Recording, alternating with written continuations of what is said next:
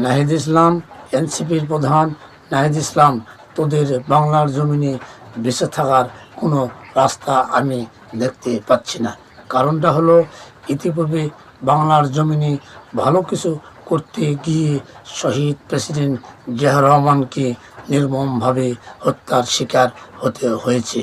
বাংলার মানুষকে ভালো কিছু দিতে গিয়ে আল্লামা সাইদি সাহেব সহ বাংলাদেশের অনেক আলেম, অনেক মানুষকে গুম খুনের শিকার হতে হয়েছে। বাংলার মানুষের ভালো কিছু করতে গিয়ে বাংলার পিলখানা, বিডিআর, সেনাবাহিনী উভয়ে কতগুলা মানুষ হত্যার শিকার হয়েছে।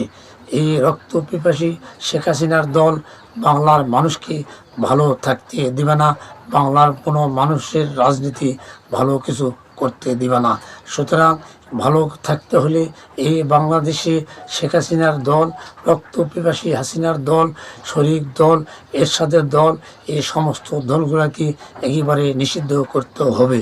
কারণটা হলো, কেন্দ্রীয় থেকে ওয়ার্ড পর্যায়ে যত নেতৃত্ব দেয় আওয়ামী লীগের এই শরিক দল, এরা যেন কেউ বাংলার জমিনে নেতৃত্ব দিতে না পারে, এর ব্যবস্থা যদি নাহিদ ইসলাম তোরা যদি করতে না পারো, তাহলে বাংলাদেশ অবশ্য নিরাপদে থাকবে না, এনসিপির দলও নিরাপদে থাকবে না, অবশ্যই থাকতে পারে না, অবশ্যই থাকতে পারে না।